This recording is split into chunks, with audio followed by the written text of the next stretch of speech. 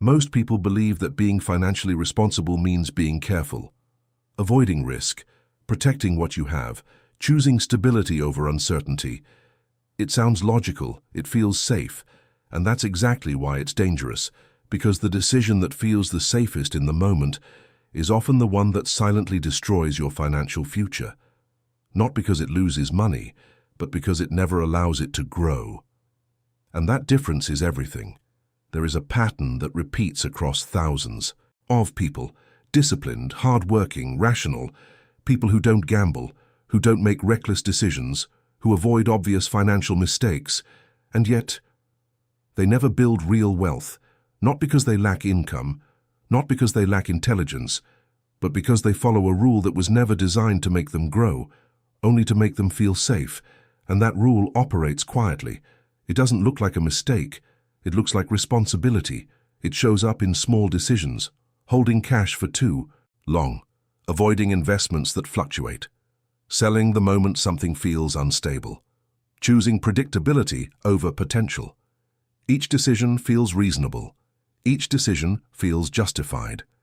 And each decision slowly disconnects you from the only mechanism that builds wealth over time: compounding. Most people think they lose money when they make bad decisions. But that's not where the real damage happens. The real damage happens when money doesn't grow, when it stays still, when time passes and nothing compounds. Because time is not neutral, time amplifies whatever you do with your money. If your capital is exposed to growth, time multiplies it.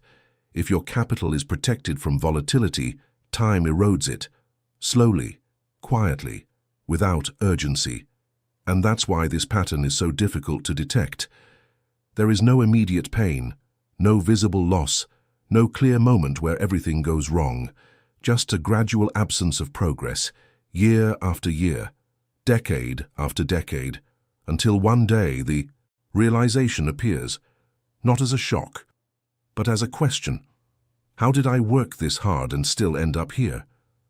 And the answer is uncomfortable, because nothing dramatic happened, no catastrophic mistake, no financial collapse, just a sequence of decisions that felt right at the time, but were optimized for the wrong objective: comfort, not growth.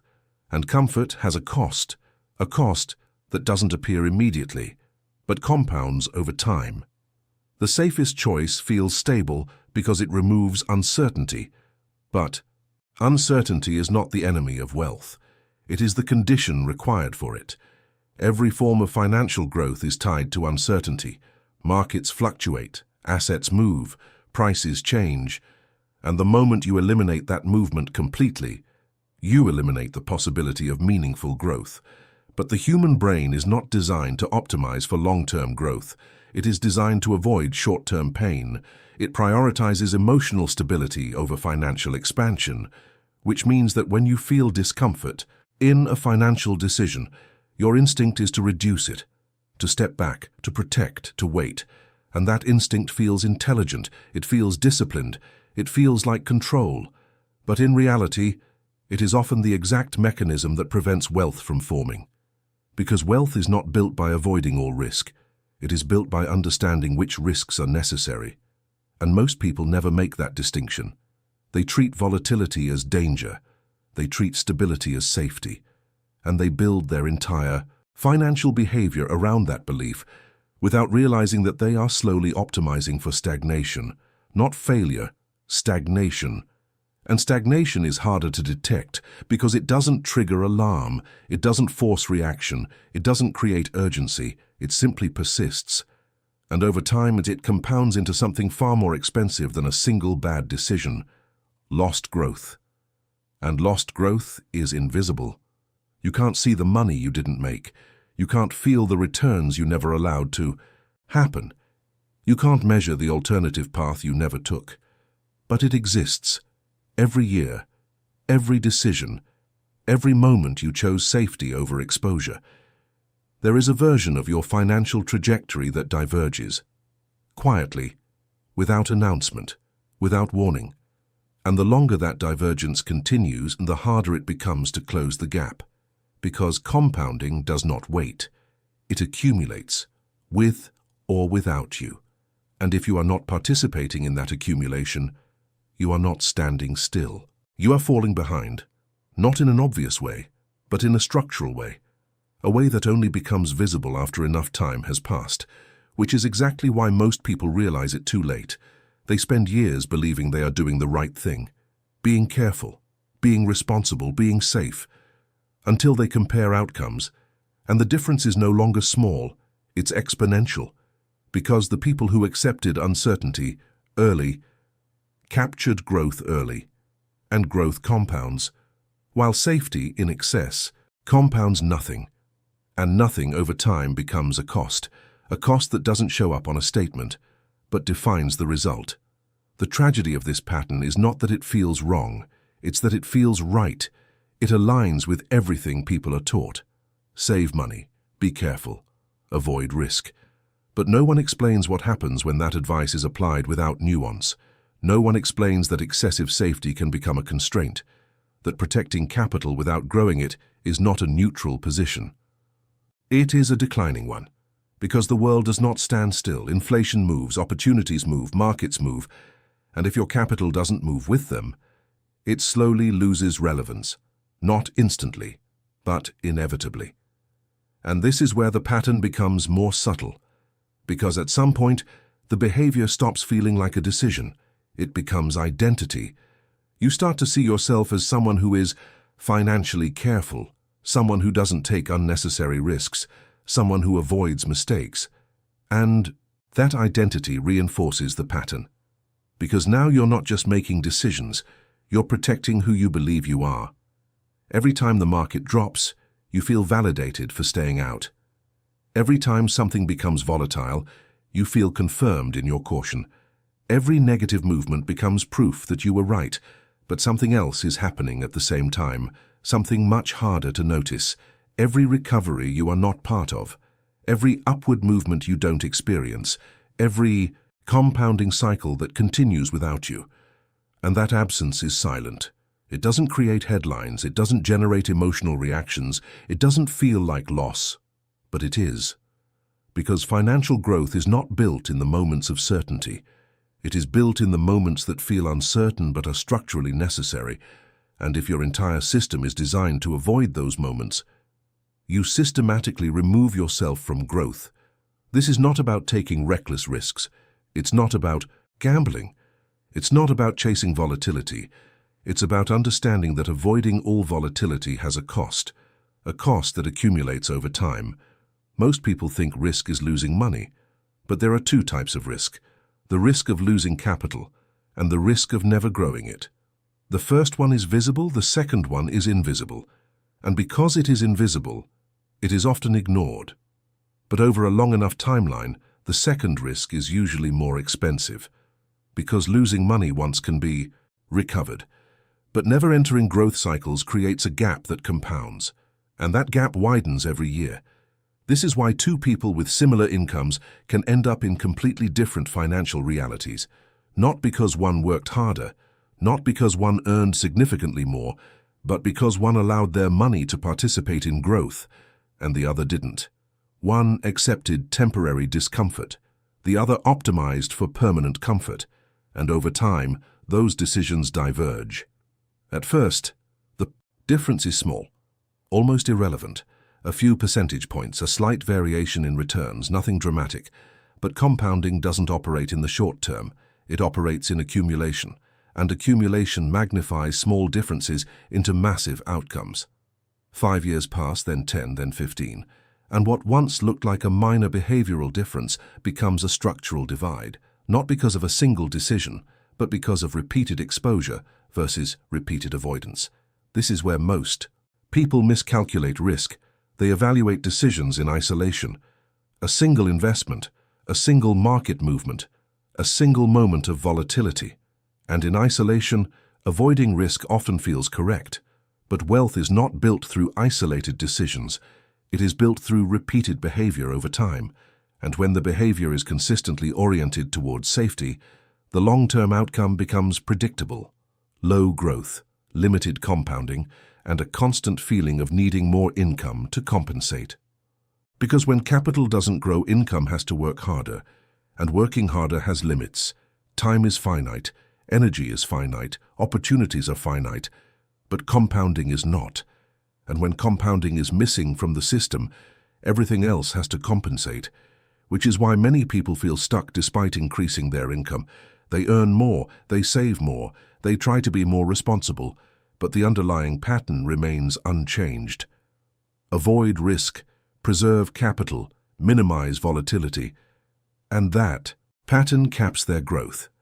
Not immediately, but structurally, because the system they are operating in is not designed to expand, it is designed to maintain, and maintenance does not build wealth, it preserves the present, at best, but the future is not built by preserving the present. It is built by allowing controlled exposure to growth, and that requires a different relationship with uncertainty, not eliminating it, understanding it. Because uncertainty is not random, it has structure. Markets fluctuate within patterns. Assets grow over time despite short-term volatility. Economic systems reward participation, not avoidance. But to see that clearly, you have to step outside the emotional reaction to movement. You have to separate volatility from danger. And that is where most people fail, because volatility feels like loss, even when it isn't. A temporary drop feels like something is going wrong, even when the long-term trajectory remains intact, and that emotional interpretation triggers behavior, selling too early, avoiding entry, waiting for stability. But stability in many cases is just the absence of opportunity, because by the time something feels stable, the growth phase has already happened, the uncertainty has already been priced in, the movement has already occurred, and what remains is the illusion of safety, at a higher price, with lower upside, and that cycle repeats, over and over again. People wait for clarity, enter late, exit early, and repeat the same pattern for years, not because they lack intelligence, but because their decision-making framework is built around emotional comfort, not structural growth. And that distinction changes everything. Because once you understand that, you start to see the pattern in a different way, not as a series of isolated mistakes, but as a coherent system of behavior, a system that prioritizes feeling safe over being effective, a system that protects against short-term discomfort at the cost of long-term outcomes. And once that becomes visible, it's difficult to ignore because the pattern is not external, it's internal. It shows up in hesitation, in timing, in justification, in the constant search for certainty before acting, and certainty in financial systems is always delayed. It arrives after the opportunity, after the growth, after the compounding phase has already begun, which means that waiting for certainty is not a neutral decision, it is a delayed one. And delay in compounding systems is expensive, because time is the multiplier, not timing. And every year you remain outside of growth cycles, you reduce the total effect of compounding, not slightly, exponentially, which is why this pattern becomes irreversible after a certain point, not because it can't be changed, but because the time lost cannot be recovered. You can increase income, you can adjust strategy, you can change behavior, but you cannot go back in time and allow compounding to start earlier. And that is the part most people underestimate. They think the cost of being safe is temporary, that they can always start later, that waiting doesn't change much. But waiting changes everything, because compounding is not linear, it accelerates over time, which means that the years you delay participation are the years with the highest potential impact. And once they are gone, not in a dramatic way, but in a mathematical one. And mathematics doesn't negotiate, it accumulates, relentlessly, based on what you do consistently, or what you avoid consistently. And in this case, avoidance becomes the dominant pattern, not because it is correct, but because it feels correct, and that distinction is what makes it dangerous. At this point, the pattern is no longer theoretical, it becomes personal, because once you see it, you start to recognize it in your own decisions, not in the obvious ones, but in the subtle ones. The hesitation before entering, the relief after avoiding, the justification for waiting, the quiet preference for certainty. And that is where the real conflict exists, not in the market, not in the economy, but in the interaction between your perception of risk and the reality of how wealth is actually built.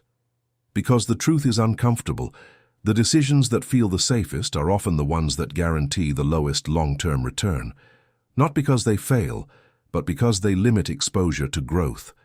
And limiting exposure to growth is the same as limiting the outcome. This is the part most people never fully accept. They believe they can build wealth while avoiding discomfort. They believe they can achieve long-term growth while staying inside short-term emotional stability. They believe they can optimize for both. But those two objectives are in conflict. Growth requires exposure. Exposure creates volatility. Volatility creates discomfort. And if your system is designed to eliminate discomfort, it will automatically eliminate the conditions required for growth. That is the trade-off, not visible, not explicit, but always present. And once you understand that, the entire idea of playing it safe changes, because safety is not the absence of movement. It is the alignment with long-term outcomes. And those outcomes are not created by avoiding fluctuation. They are created by participating in systems that fluctuate, which means that the real risk is not volatility. The real risk is misinterpreting volatility, seeing it as a signal to exit instead of a condition to endure. And that misinterpretation creates a loop where every movement reinforces the same behavior. Avoid, wait, protect, repeat. And that loop becomes your financial identity, not because you chose it consciously, but because it felt correct every step of the way, which leads to the final realization, the one most people resist. You are not underperforming because you made one bad decision. You are underperforming because your system is optimized for the wrong objective. Not growth, comfort. And comfort in financial systems is expensive, not immediately, but structurally, because it removes you from the only mechanism that scales wealth over time. Participation. Participation in uncertain systems, participation in fluctuating environments, participation in processes that don't feel stable in the short term, but are structurally aligned with long-term expansion. And once that becomes clear, the question is no longer, how do I avoid risk? The question becomes, which risks are necessary for growth? Because not all risk is equal. Some risks destroy capital, others create it. Some risks are random, others are structural. And the difference between them determines everything. But that distinction cannot be made if your default response is avoidance, if your instinct is always to step back, to wait for clarity, to seek confirmation before acting, because clarity arrives late. Confirmation arrives after movement. And by the time both appear, the opportunity has already been partially consumed, which means that operating based on certainty is not a safe strategy, it is a delayed one, and delay, in compounding systems, is the most expensive behavior of all. Because compounding rewards time in the system, not perfect timing, not emotional comfort, not intellectual justification, time, consistent exposure, repeated participation. And if those elements are missing, the system does not work.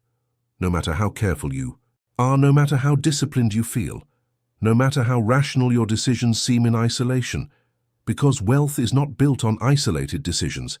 It is built on patterns, patterns repeated over years, patterns that either align with growth or systematically remove you from it. And the most dangerous pattern of all is the one that feels like safety, because it doesn't trigger correction. It doesn't feel like a mistake.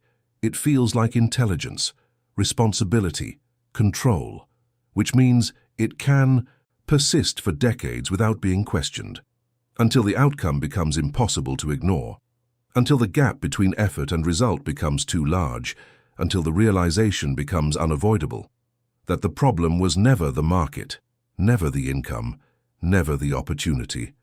The problem was the pattern, the way risk was interpreted, the way decisions were filtered, the way comfort was prioritized over participation.